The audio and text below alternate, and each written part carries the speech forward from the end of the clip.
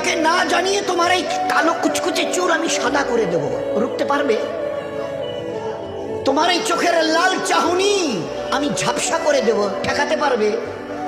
তোমার এই লোহার মতো মজবুত দাঁত 32টা 16 একটা একটা করে ট্রান্সফার করিয়ে দেবো, তোমার কাছে কোনো পারমিশন নেব না, ধরে রাখতে পারবে?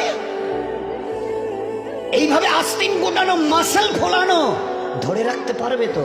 এরকম করবে না তো? এইভাবে এরকম হবে না তো?